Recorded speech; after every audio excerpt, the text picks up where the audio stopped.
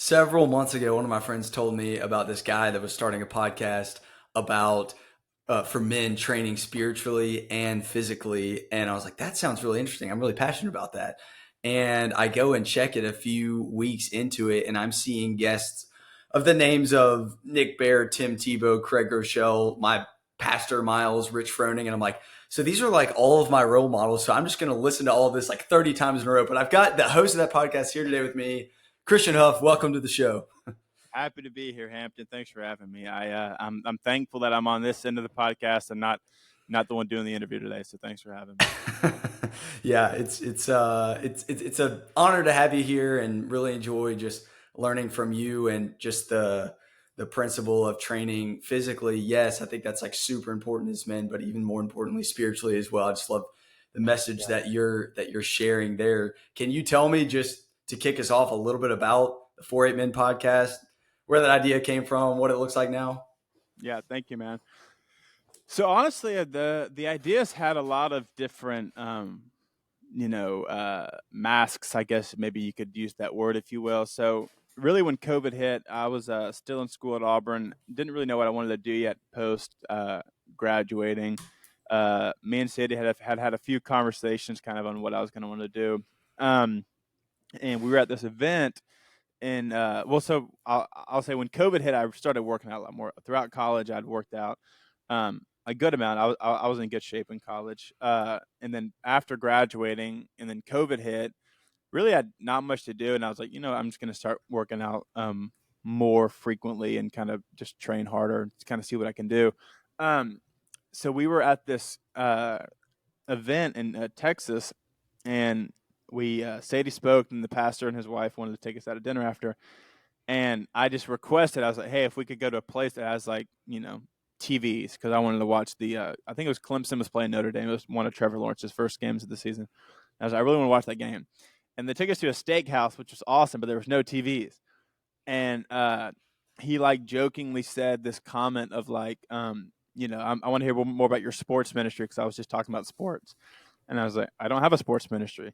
And it was almost like it was a jokingly kind of like he was, prophesying something. And he said, yeah, you have a sports ministry and you should call it like 4-8, like the First Timothy 4-8 or something like that. Because that verse is what I'm super passionate about. It's, I have a tattoo on my arm. It's kind of everything that I do now. It's for physical trainings of some value, but godliness has value for all things. So I left that and I was like, what if I could do this idea of a sporting event that you hear the gospel at? Because growing up, I did not want anything to do with church camp or anything like that. But the only reason that you could get me to go to stuff was because you could play sports at it, which is kind of funny because I would not care to do anything religious. I just would want to go play flag football or basketball or something.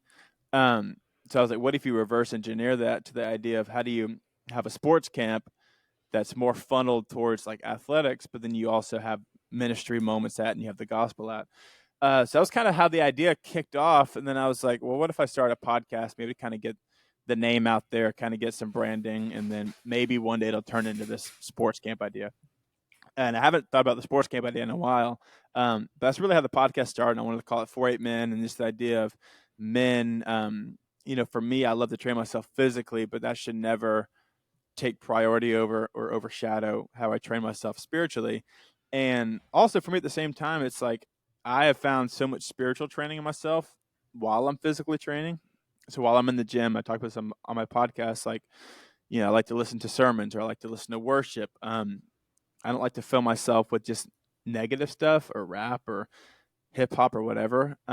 Mainly just because I know that if I start doing that, then a lot of the focus while I'm training becomes on me and how I look and what people think of me and those kind of things. So when I'm listening to worship, I'm not really, checking out my pump when I'm doing curls or something. And I'm not worrying about if someone's watching me, do squats and if my depth is good, yada, yada, yada, whatever.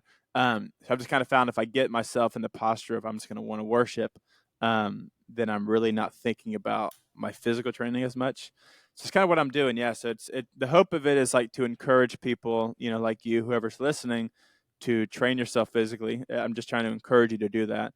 But I want to challenge you to train yourself spiritually. I don't want to challenge you to train yourself physically and then encourage you to train spiritually. I want to do the opposite. I want to encourage you to go work out. But then while you're doing that, I want to challenge you of how you're training yourself spiritually. Are you in the Word? Are you worshiping? Are you a part of a church? Do you read your Bible? Do you pray with your spouse or your friends or your family? And really just kind of trying to challenge young men to be the spiritual leaders and to just be men that God's called us to be. That's an amazing vision, and I'm sure there's so many stories and examples of how people have learned and have felt that challenge and that calling. We were called for so much more than to just go to the gym and, build muscle and do it all for us. It's like you look all over social media now. It's like that's half of what is on TikTok and whatever. It's like just like all about fitness, which I think is great and is a huge hobby of mine and yours. But ultimately, it's like I think that the body, like training that, can really help you train spiritually as well. I will vouch for your music. I have your worship workout playlist that I've been using lately. It's There pretty you go. good. Y'all check it out. It's pretty good. But yeah, I mean, I guess, what does that look like? Or would you say that as you have focused really on discipline around your body, are you seeing that fuel your spiritual life? Like what does that look like? Yeah, that's good. Honestly, for me, it really like I always kind of just joke about this. Like a lot of times, like if I'm training super hard, I kind of feel like that gives me the ability to kind of just eat whatever I want. Like I'm not the person that's going to go count my macros. I'm not going to, you know, put put rice on a scale or chicken on a scale and see how much grams, whatever. So I just don't really care about that because I know for me in the past, like I've been unhealthy when I've been super like dialed into being healthy, nutritious, and I don't think anything's wrong with that. But just for me, it has been healthy. Um, so yeah, I mean, if I'm going to the gym, like after we film this episode, I'm gonna go do I don't know, some bench and then just some different like row kind of stuff, and then I'll probably do some kind of cardio.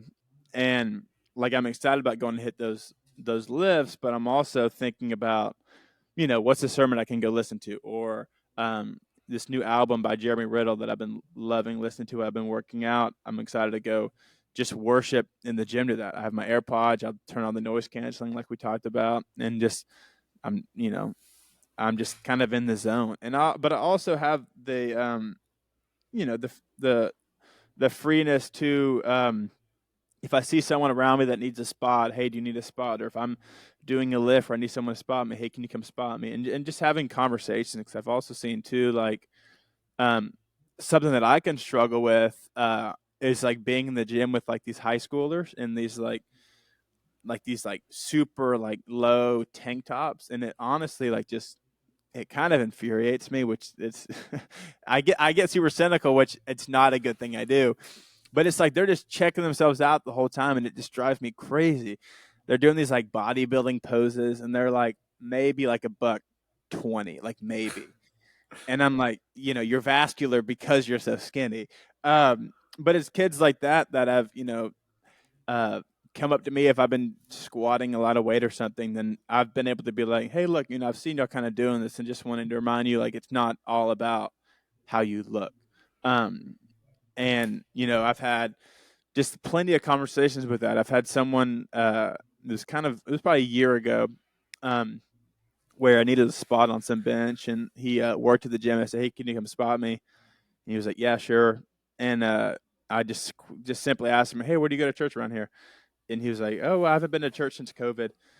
And I was like, well, you work at the gym, like you're just as easy to catch COVID here at the gym as you are going to church. And he was like, yeah, I've never thought about that. And then, he reached back out a few months later. Then we got coffee. Then he reached back out a few months later. Then I got to baptize him, which was awesome. But stuff like that of like, I don't want to be going to the gym just so I can, feel better about myself or try to look better. But it's what conversations can I have today, and how can I train myself spiritually? And I'm not always the best at that. I mean, there's sometimes where I'm like, you know what? Honestly, I know that I preach worshiping in the gym, but sometimes like I just want to go listen to country. Like I don't want to like maybe having a bad day. Like I probably should go listen to a sermon. I probably should go worship, but I'm like, I just I just don't want to think about anything. And sometimes like I'll neglect conversations. But it's those moments where like it's the conviction that I'm like, I know I need to be doing something different. I know that I maybe should have asked this kid a question and I chose not to. Um, and honestly, yeah, I mean, a lot of the gym time is just reflection and just times of conviction for me, as well as, praising God and worshiping and just being in my own thoughts of what am I, what have I been doing good lately at? What do I feel like I'm struggling with? Who can I reach out to talk to some of these things about? And it's kind of just become times of meditation and just reflection, as well as training my body physically, because I do think we're called to be good stewards. But at the same time, I want to be practicing my spiritual life and my faith and reading, because I want to be a good husband and a good father. And if I'm going to carve out an hour and a half a day to go stretch, go to the gym, I don't want that hour and a half just to go to waste to me trying to better myself to, look better at the beach or the mirror or whatever. Man, what I'm hearing you say is like it's either about you and your relationship with God or who you can impact around you. I think you mentioned you fall into this. I fall into this a lot too. It's like if you're listening to a certain kind of music or, you're wearing a tank top to see what you look like and everything, it's easier to fall into that temptation. But it's like, guys, I don't know if you've seen Christian, but he's lifting more weight than any of these other people in the gym. Okay. So it's like I think the level of humility that you have to be able to show up, throw some weight around, but also not make it about you and just say, God, give me eyes to see for the high school kid that needs to hear that it's not all about how he looks. I think Yeah. that's great. And I think even like as I've heard you talk about some of these things on your podcast, one of the things that I've been doing, I really do think I don't think somebody mentioned this, but I got this idea of how can I make my visit to the gym not all about me? And so I got the Notes app on my phone. I go to Lifetime here in Birmingham, and I called it Lifetime Friends, and every week I have to add at least one person to there. I partially write their name down because I don't want to forget their names, because I feel like if you can remember someone's name, it's super impactful. But also it's Yeah. like I got to meet somebody and I got to put their name down, because I think that the popular thing to do at the gym is like, and you got, you're lifting weights and you're feeling super manly and all that stuff. And so it's easy to just like walk around, have a mean mug on your face and look down at the ground. But like, what would it look like to like wave or like smile at another guy or ask somebody questions? Like, I just don't think that's normal. And so like the way that you're being like in the world, but not of it is, I mean, you're setting an example, and I'm feeling super challenged by that. Yeah. And by the way, the cool thing is, these guys like Christian is like legit. We were talking about this before. Your sub 5 minute mile, 500 pound back squat. I know you've probably talked about this a lot. You may not want to, but I really have to get the listeners to hear this. If you don't brag on yourself, I will brag on you for you. But I want to hear just like a little bit about that journey and what you learned from that. Yeah. Well, thank you, man. Yeah. I'll share that in a second. Yeah. Well, because two things I was going to say from the other thing, my wife and I are building a house right now, and I'm going to want to do a home gym in our garage. And I've kind of just, yeah, I'm like, I don't want any mirrors in the garage. The gym we have now, it's like every wall is just mirrors. And I'm like, I don't want to be just looking at myself while I'm lifting. Because, yeah, I mean, we all fall in that mindset. If I'm doing curls or if I'm doing, a movement or whatever, and I'm close to the mirror, like we're all prone or inclined to like, how do we look when we're doing that? And yeah, I'm about to just kind of build out this little home gym, and I'm like, I don't want any mirrors in it. And then yeah, what I was gonna say too, because something I even struggle with, like we were just talking about, the high school kid that wears the tank top. It's like, but then on the flip side of the coin, it's you can have pride, and if I'm looking at it from the standpoint of like, well, because I'm still thinking about myself, right? If I'm like, I'm going to go to the gym, I'm going to wear a sweatshirt. Like, I'm not like this kid who's wearing a tank top. So, but then you think you're better, but then you're still thinking about yourself because you're trying like not to like prove a point that, that you're in good shape. But then the whole time you're still thinking about yourself, so whether you're the high schooler, like doing bodybuilding poses, or you're the guy wearing a sweatshirt, like the motive is, if the motive is still your, thoughts aren't thoughts about yourself, then they're still sinful. So I've kind of had to find the balance of like, you know just wear, I mean, I don't ever wear a tank top to the gym. I'm just not that guy. I'll never be that guy. But regardless, trying to get in a headspace where I'm like, I don't want to be thinking about myself regardless, because yeah, it's like that idea of even like videos. It's like will these kids get lighting and post videos? Um, but then if you're thinking like, but I'm not doing that, like you're still thinking about it. You know what I'm saying? So I Yeah. just wanted to add that to that. But yeah, man, the 500 pound sub 5 minute mile was a bruiser. It was a terrible. And I say sub five. I was not sub five. I was 5:07, so I was 7 seconds off of doing what I trained 4.5 months for. But my friend Adam Klink was the first person to accomplish it. I think back in maybe 2019, maybe 2020. Only two people have ever done it. It was a challenge by Dave Castro, who at the time like ran the CrossFit Games. And the proposal was like the idea of like an elite athlete, right? So you have the bodybuilder who can squat 1,000 pounds. Then you have someone who can go run a sub 3 hour marathon or something like that. And then if you blend the two, you have somebody that can squat 500 pounds and somebody that can run a sub 5 minute mile. Like that's the idea of like someone who's like peak athleticism or whatever. Um, so I had a buddy sign me up for a powerlifting competition back in June, and I had a goal. I trained for that March, April, May, and then did it in June. And I had a goal to squat 500 pounds. And at the competition, I did it.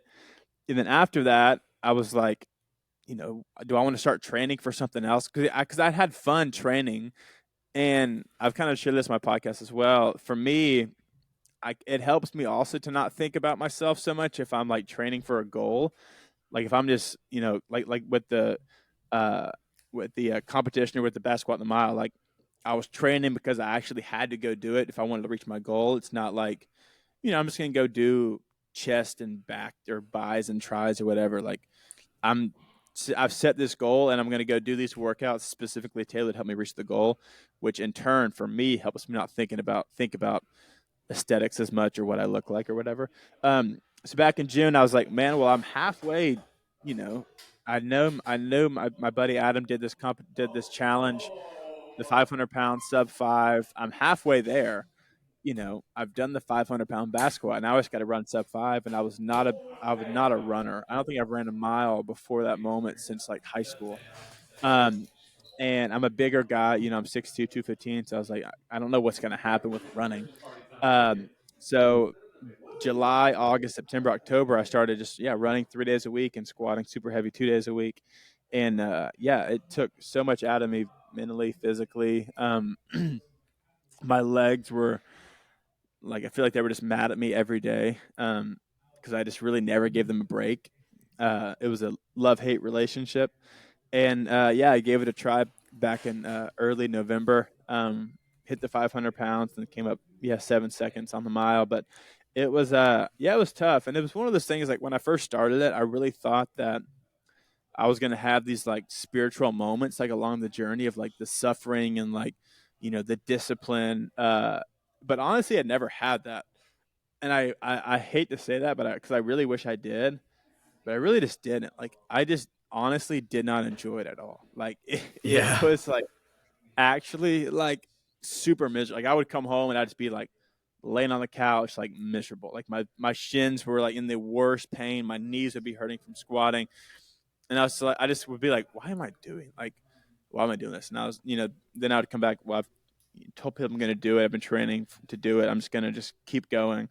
And then after, pivot or change, just do whatever and kind of not really look back. I really did not have many spiritual, like cool moments of like the suffering or like, this is super difficult. And I really wish I did, but honestly, I didn't. I'm happy it's over with, and I'm just training for fun for a little bit, and I maybe I'll do something else in the future. But right now, I'm just going to lift and having fun. Man, I can only imagine how difficult that is. And I just want to reiterate the amount of, I think that there's a certain level of like preparation, obviously, that it would take to be able to do this. But we all have like, my track coach used to say this, we all have two P's. Like one is potential, the other is preparation.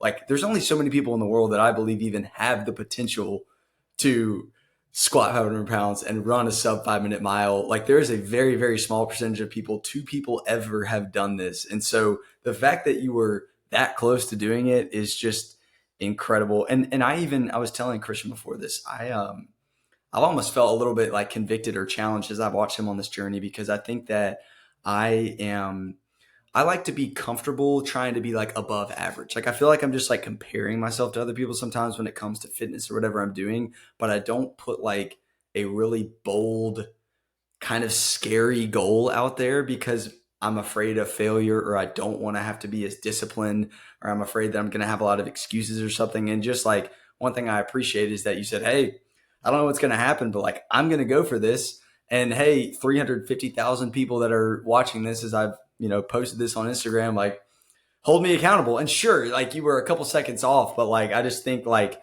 if we boldly declare our goals to other people, there's a lot of great things that can happen from there. And I love what you said about the training too. It's like it takes the attention off of yourself. Right now I'm in this kind of like no man's land of, yeah, I'm showing up to train because I want to be fit and all that, but it's easy to make it about you if you're not like training for something. So I'm learning a lot. You're sharing a lot of really good Yeah. stuff.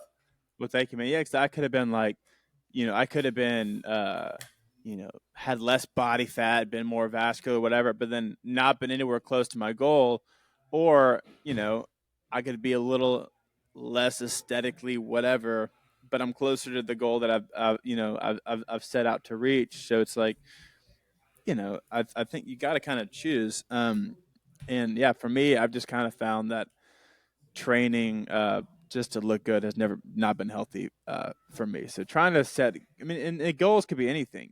Like you said, running a marathon or setting, a sub 3 hour marathon or a sub 3 hour and 30 minute marathon or whatever. Or I want to go bench 300 pounds, or I want to go squat 500. Like when I was squatting 500, like my legs were super strong, but like my upper body was not as strong. So like I was not as big as I had been, in my shoulders or up here, but my legs were, super big.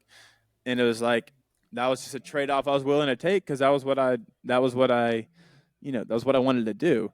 In the same, like now I'm kind of taking squats off less, and my legs have gotten a little smaller, but my upper body's getting a little bit bigger again because I'm doing more bench and kind of more upper body stuff, and it's just the trade off. So just setting those little incremental goals and try not to become too obsessive with it, too obsessed with it, and just have fun doing it because I mean I've had fun training, I've had not fun training, and I mean obviously you know, I also think our generation too, it's like you don't want to do anything difficult because there's like suffering involved with it. Um, but I do think there's a difference between like, having like doing difficult things and like suffering versus like being like miserable and like borderline depressed. Like I do think that there's like a fine line between like, man, this is super hard, but I'm enjoying it versus like I actually like am not enjoying this at all and I'm like not in a good spot, you know. So I think you have to just reevaluate things like that too, and do what you enjoy doing, but also push yourself to being uncomfortable. Yeah, I think you bring up a really good point. It's like we definitely need to address our generation. Dr. Tim Elmore, somebody had on this podcast, and everybody knows what FOMO is, but he taught me FOMO, fear of messing up. That's what he's hearing with a lot of like high schoolers these days. Like, I don't want to mess up. Like, I don't want to take a risk. I don't want to work hard. And I mean, I even feel that a lot too. But also, you've got to be mindful of how is this affecting the rest of my life. And if we look at the different domains of our life, I like to look at them in the reference of like body, being, as in my relationship with God, balance, family relationships, and the business work. I so often if you're just killing yourself in the body section, then that could bleed into, like I heard you said borderline depressed. It's like what kind of husband and father does that make you? So I think that like there's no perfect balance, there's no perfect person, but I know that like all of these domains of our life fuel each other. Um, which I Yeah, think is for real. important And to it's think like, I about. mean, if I happen to hit the goal, but then I neglected time away from Sadie and Honey, and I wasn't a good husband or a father in those 4 months, then I could have cared less if I reached my goal. But still being within range of what I'd set out to do, but also still being in a healthy spot in my marriage, and you know helping her with her pregnancy because we're expecting another kid now, another child now, or baby, whatever you want to say. Um, but like still being able to, provide in those areas while also still doing what I'm passionate about doing. And that's just, yeah, it's also the way to look at it. It's like, well, if I had done it, but then I look back and it was like my marriage was unhealthy. Uh, me and Honey haven't gotten any closer the last 4 months, then I could have cared less if I reached the goal or not. But still making sure my priorities are the priorities, faith, family, fitness. Um, and I never want to put fitness above my family, and I don't want to ever put it above my faith. So just kind of always reevaluating your priority list and just being consistent. I think a lot of times we just can be inconsistent people. Um, and I think you can be consistent and even not be disciplined. I think those can even be different things. Because I think I'm disciplined, but I would say I'm more consistent than I am disciplined. Like, I don't wake up at the same time every day, but typically I do the same thing every single day. I would love to wake up earlier, but just having a baby that wakes up, Honey just doesn't sleep the best. So sometimes I'll wake up at 7, sometimes it's 9, sometimes it's 8, whatever. So I'm not disciplined in that, and I'm not disciplined what time I go to sleep. Sometimes it's 11, sometimes it's 1, whatever. Uh, but I try to be consistent with the things that I know that I could be consistent with. Um, and I think that I think that people aren't consistent, and I think that we need people to be more consistent with the things that they say they're going to do and the things that they enjoy doing. Yep. You're right. I love consistency, and I think that one guy that I look up to, he said that he had 7 different people ask him 7 different questions on the same day, and the answer to all 7 of them was, in one way or another, consistency. I think that a lot of us, we just like look for an easy button, but in reality, it's just small, consistent showing up every single day, and that's really in every area of life. Um, and we could certainly talk more about that. But I definitely want to hear some of your story. I mean, I've heard you talk about it on a podcast before, but whether you want to talk about what it was like growing up, or when you got to Auburn, or meeting Sadie, I want to hear some of that, some of your testimony. So whatever you feel prompted to share. Yeah, there's a lot of in-depth details into all of those little things. Yeah, no. So growing up, I had 2 awesome parents. Had an awesome brother. I'm still super close with. He's still alive. I don't know why I said I had an awesome brother. I have an awesome brother. But growing up, I had an awesome brother. Um, and yeah, went to church every Sunday. Did VBS, did all the stuff growing up, did upward basketball. Um, but I say that to say, like, a lot of my stuff with faith just became contingent on like doing these things. So like going to church, being part of the youth group, going to church camp, all these different things. And I really just thought that my life, like I was a Christian, I was a believer because like obviously I believed in God. I knew that God was real. Um, but I knew Jesus died on the cross. Like it's such a weird thing, man. Like I have memories of like myself like crying in the shower to uh like some like old like Hillsong worship songs Yeah. about Jesus. But then again, like I was just such a sinful dude. Like it's such a weird. I don't know why nothing ever clicked for me. And I really just thought like I could love Jesus, but also do whatever I want to do because I love Jesus. Like it's just weird, and I think a lot of people do that. Um, yeah, so went through middle school, went through high school. Addicted to pornography, women. I smoked weed a decent amount. What else did I do? I didn't really have a drinking problem. I mean, I would go to parties and like drink, but I never had like a drinking problem, I would say. But I loved going to parties, loved hanging out with my friends, doing all that kind of fun stuff. Uh, fun stuff. Um, and yeah, so I got to college, had this moment my senior year of high school, where I knew that the stuff I was doing was wrong. I repented from it, but it still had such a stronghold on my life. And I kind of just think just about the parable of the sower. Like I received the word with joy. Like obviously I'd heard the gospel so many times, but something about this one weekend, like I received it with joy. Um, but then just immediately it fell away. The moment that I'd had friends make fun of me or, you know, ridicule me or whatever, I would kind of fall back into the stuff that I was doing.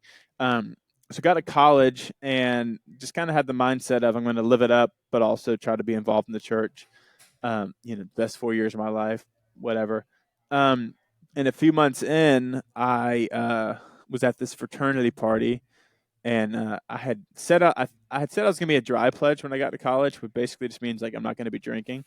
But I was definitely drinking, and I was at a party. I was on a porch by myself, shotgunning beers, and basically just trying to get hammered as quick as possible. And this kid walked out. Not this kid. This guy in my fraternity walked out and just said like, "Hey, I thought you didn't drink." Uh, like not to like call me out or like you know you need to repent, but it was literally just like, "Hey, you said you're gonna be a dry pledge, and then you're shotgunning beers. I thought that's those two don't align, whatever." And for some reason, something in that moment, I was like, "Yeah, you know what? I don't drink." And then I walked back to my dorm, and then I was like, it was really my first. I don't say it was my first, but it was my realist like come to Jesus moment of like, what am I doing with my life? Um, and after that, really everything in my life changed. I got a completely new friend group. Really just cut ties with the group I was kind of running with then. Um, got super plugged in with my church. Got super plugged in with our Bible study. Had an awesome community, and really just started diving in my relationship with Jesus. Started reading a lot more. This is when I first started going to the gym, and I would listen to a sermon for miles. Like I never would have ever imagined I'd be going to the gym listening to a sermon. Um, I was a big, yeah, I was a big Future fan at the time. Um, I just would like to go to the gym, just listen to Future. I don't Uh, know who gets me more fired up, like Miles or Future. I mean, I mean, Miles could do it. yeah, Miles could do it. I don't know. Future has some pretty awesome stuff that I don't listen to it anymore, but he did. I'm sure he still does. Um, yeah, so that was my freshman year of college. And yeah, I mean, obviously I had some hiccups after that. Um, but my life, the trajectory of my life looked different. There was no, it was like I was, I, I don't know. It's basically the idea of like I was no longer like living in sin. Like, yes, I would still mess up and screw up, but it didn't have that stronghold in my life like it had had before. And I really did feel like a new creation, like what the Bible talks about. Um, Obviously, I still had plenty of struggles with my past. I had a lot of guilt, a lot of shame that I had to work through. Um, but I did feel like God freed me from a lot of that stuff. Like I said, that was my freshman year. I met Sadie. Yes, I went through college freshman year, sophomore year. Met Sadie the summer after my sophomore year, leading into my junior year. Met her in July, almost my junior year, and then started dating back in September. So September my junior year, then dated long distance throughout my junior year, and then got engaged in June after my junior year, and then did engaged long distance for those few months. Well, me and Sadie got engaged. I was actually I was living here for the summer where I'm at now, West Monroe. Actually, in this place, building duck calls for the summer, which is kind of funny. So the summer we got engaged. I was here building duck calls, and then got engaged. Then moved back. I went back to school at Auburn, and then we were engaged. Yeah, 5 months, and then got married in November of my senior year, and then COVID hit in March, and then the rest is just kind of history. We've just been here ever since, and all this stuff. But yeah, so yeah, me and Sadie met, started dating, and then yeah, life just really got crazy. You know, after that, it's kind of funny. We hadn't shared anything on social media for the first. So we started dating in September. We didn't post anything till March, or I think I posted something in February. But I didn't tag her. I didn't like put any. I turned off my comments or whatever. And then she first posted something in March, and it was actually really funny. I don't think I've ever shared this. It was really funny because we were on a ski trip, and she was coming in from Israel because she had done something with a group in Israel, and I was already with her family on this ski trip.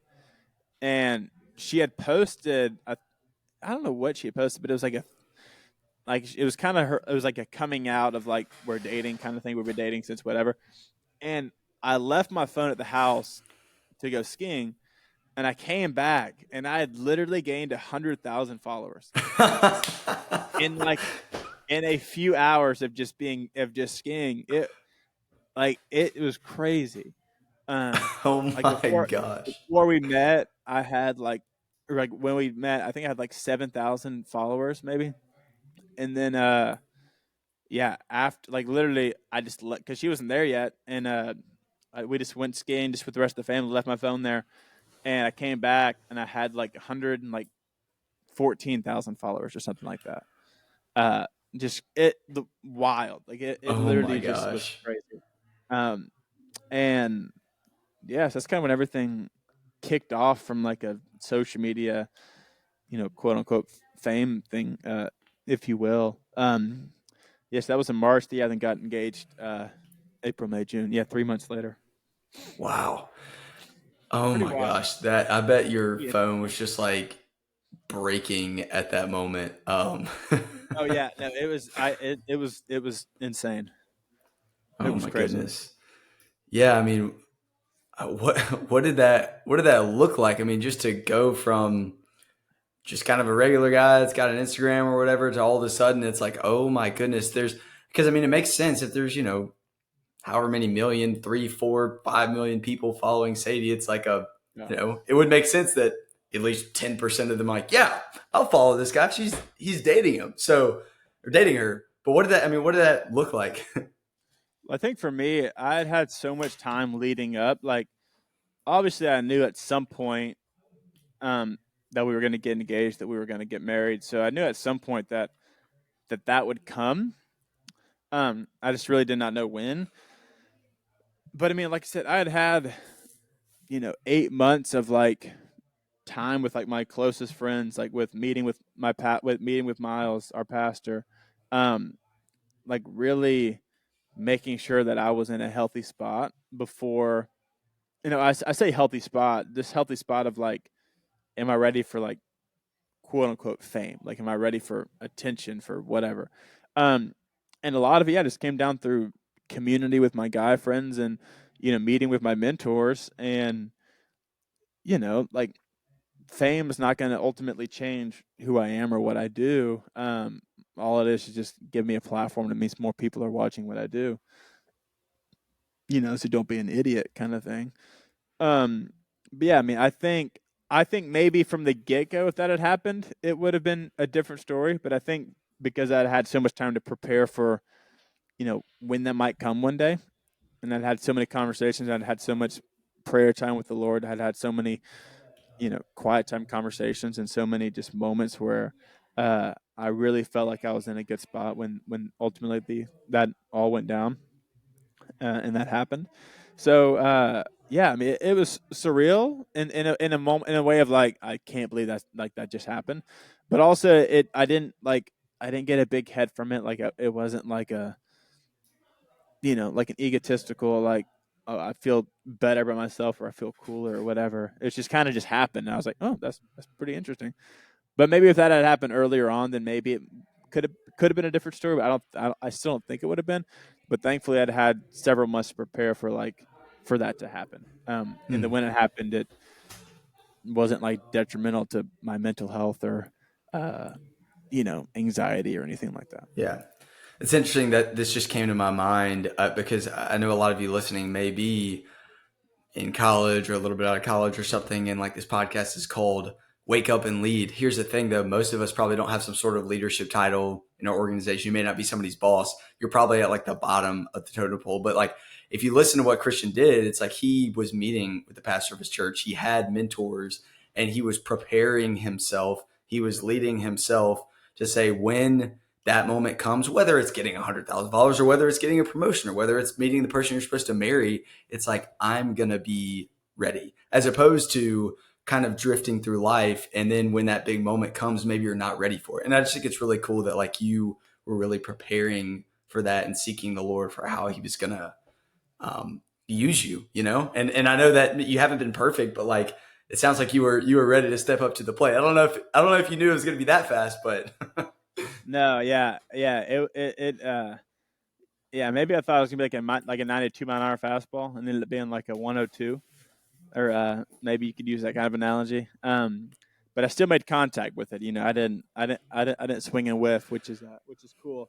Um, but yeah, thankfully, thankfully I was in a healthy spot. I was in a good spot, and when that happened, it didn't crush me like I think it can for a lot of people who get a platform kind of overnight that don't know how to, really handle it or really how to, kind of cope with that. If you can maybe say that like that, Yeah. I think it just can crush you if you're not in a healthy spot and if you think it's all about you. Yeah. What does that look like just from a, whether you start reading comments? Because I imagine there's lots of like praise and fans, but there's probably persecution too, and pressure, and just what have some of those experiences been like? Yeah, so obviously I don't have near as many followers as Sadie does, or I don't have near as many people that comment. Honestly, I block so many people, like, and it's kind of like I'm not happy to say that. I mean, I laugh about it, but if someone comments something like negative about something, I usually just I'm like I don't have time for that. I'm just gonna block. I don't have time for that. Uh, but yeah, thankfully none have been like too bad. I mean, I've definitely had some like awful ones. Um, just yeah, I don't want to say what they've been. But yeah, we don't go through our DMs. Like if I like there's like the request thing on your inbox. And it's like people who just can just DM you whatever. We don't go through those. I get DMs from people that I'm friends with and people that I follow. Uh, and yeah, I mean, most of the time, I mean, my comment section is nothing like crazy. I don't have thousands and thousands of comments. I think if I did, I probably wouldn't read them. But most of the time, I don't have that many, so I kind of do check them. But like for instance, like when I killed the deer and we went on a hunting trip and I killed the deer, um, back in that was last month, I had some like just terrible comments. And so when it gets stuff like that, I'm like, I'm done reading it. I'm not gonna like keep just checking it to see if someone keeps saying something. So when things like that happen, then I'm like, whatever. I'm done with it. I don't really care about these people's opinions that think it was wrong that I did that. Um, but yeah, most of the time, it doesn't really bother me because most of the time it's nothing like too bad. Because I honestly don't get that many comments. But yeah, we don't read through DMs. And yeah, Sadie is a little more hyper aware of stuff like that. She does read some of her comments just from friends and family and stuff. But yeah, she like I said, she gets a lot more comments, so she usually doesn't read those. But yeah, we both don't check the DM requests from people. Yeah. That's probably wise. I heard Sadie share this on, I think it was Craig Rochelle's podcast, which is one of my favorite ones. Which when I saw you had him as a guest the other day, I was like, man, that's awesome. That was a great episode. But he, I went through this phase of life where I just knew I was like, I need to delete my Instagram. I just have to. And so I did. And of course, me being prideful and self righteous at the time, talking back to at the gym, it's like, well, I'm wearing a sweatshirt. I was like, oh, if anyone has social media, they're just wrong, or they're just trying to show off their life or whatever. That was my immaturity at the time. I was saying, well, if I can't have it, they can't.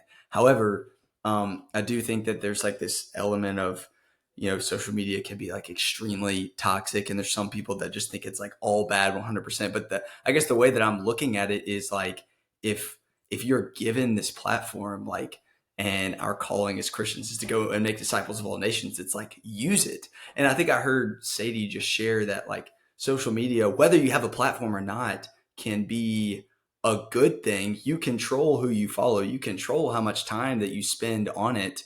And it doesn't have to be a bad thing. But I think so often our phones and social media are just meant to make us addicted and make us compare. And so there's a lot of toxic things that come from it. But do you have some like advice when it comes to, whether you have some sort of platform or not, just like the way you view social media and interact with it? Yeah, well, I'll say too. You just talked about the gospel and making disciples of all nations. But I think when Jesus talks about being the light of the world, we're called to be light in darkness, right? And if you're never in darkness, and if you're only just in the light, then I don't want to say you're being ineffective, but you're being comfortable. I would maybe say. So for social media, it's like I don't want to have it because it's dark. Well, you're called to be the light in the darkness, and if you just surround yourself with your group of friends in your church, like, and you're not actually going out into the world, that's like we're called to be in the world, but not of the world, right? Like we're called to go make disciples. Like we're called to go be in these spaces. Like you will have trouble, um, and the Bible promises that. So I think sometimes we can get so caught up with like just wanting to be comfortable that we forget that we're called to be the light in the dark.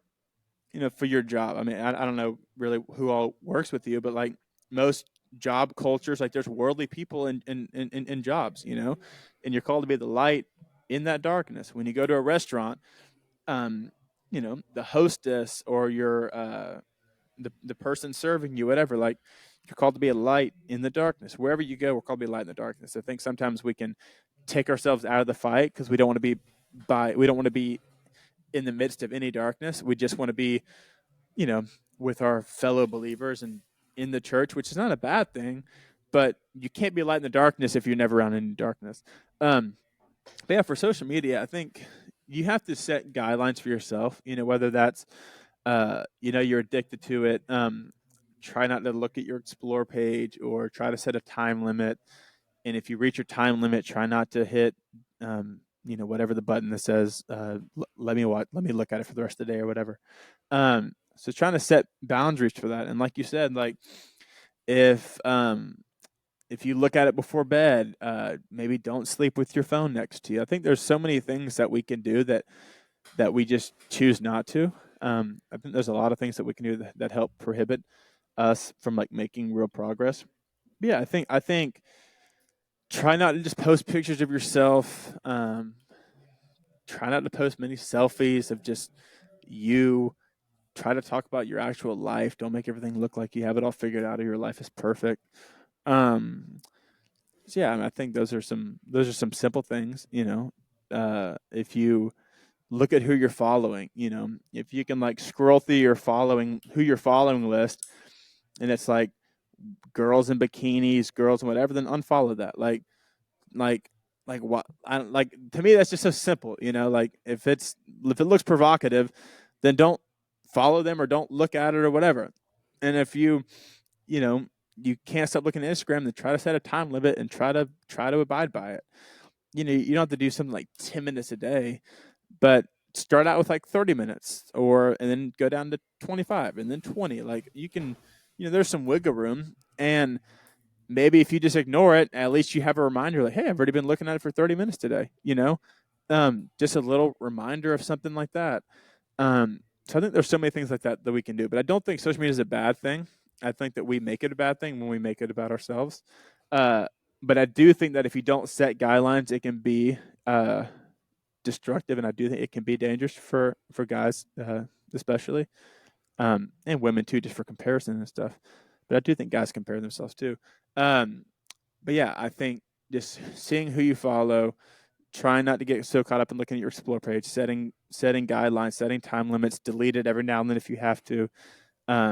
But yeah, I don't think social media is a bad thing. I think it can be great for impacting people, being positive, being a light in the darkness, sharing the gospel. But I think it was when you make it all about yourself and you start comparing lifestyles, that's when it can get dangerous.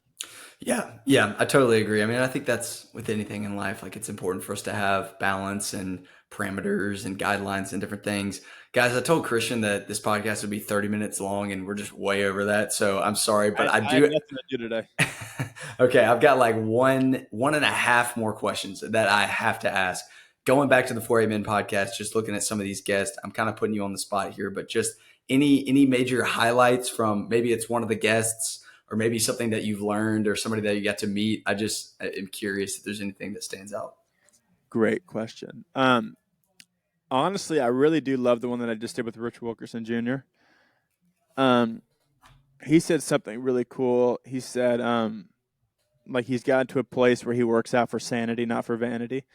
And I thought that tagline was so cool of like, you know, we're all busy, we all have lives, we all, have things that we get caught up in, and having an outlet that you can go, kind of let off some steam or just be in alone time or whatever, however you want to look at it. So using that time just for your sanity, just to be a healthy individual and not just use that to feel better about yourself, or to and to do it in vain, and just to feel like you look better in the mirror, or girls think you have a six pack or whatever. So I really love that quote, and plus that conversation with him just really felt like, or that podcast really just felt like a conversation. I almost kind of just forgot like I was interviewing him for a little bit, just because it was just such an easy conversation. Um, so that one was super super good. Marcus Luttrell was really cool. Um, he was kind of difficult to interview, honestly, because I feel like I would just say something and he was just like, he would say something completely like off of what I'd said, which it made me laugh so hard. But his was just super cool. Just getting to interview a former Navy SEAL, and who's had such a crazy life story, but also someone who still is faithful and loves Jesus. But I mean, Tim Tebow's was great. Rich Froning's was awesome this past season. Craig Rochelle's was great. I had some pretty heavy hitters. Connor Smith, the country singer, had an awesome episode. Sadie's episode was great as usual. Rich Wilkerson, and then John David Owen. I had him in person. He was also one of my favorites. We just had a great conversation. It was right after a men's retreat that we had done. So I would say John David and Rich Wilkerson were two of my highlights, probably. That's awesome, dude. I bet you're learning so much, and it's just fun to listen to y'all's conversations. But I know how you wrap up a lot of those podcasts. You've got like a fitness challenge and sometimes a faith challenge. So I kind of think that I have to like do that to you. Like I feel like we have to end that way. I don't know if you're prepared for this, but I might put you on the spot for like a challenge for both. Well, of those. I am 100% not prepared for it. Uh-oh. I really like it though. I'm pulling my phone out for a second because I have some good workouts. But spiritually, a spiritual challenge, man. I always just challenge people to go read the Book of James. Um, I don't know why. That's just always been my go-to. If I'm in the gym or if I'm just traveling, I'm like, someone is struggling in their faith, I'm like, just go read the Book of James. I just love it. I think it's so practical. That book just always speaks to me. We named Honey's middle name after the Book of James because it's my favorite book. He's Jesus's brother, like, but he also didn't believe. It's just such a crazy story. Like, his brother was literally the Son of God, but also God, and he didn't believe it until he was resurrected, and then he gave his life to following him. But it's just, I don't know, something about him and just thinking about growing up in the same household as Jesus, and like, thinking he was crazy for like saying the stuff he was saying. Like, I don't know. But he also just has so many just awesome things. Faith without works is dead. Um, just just all the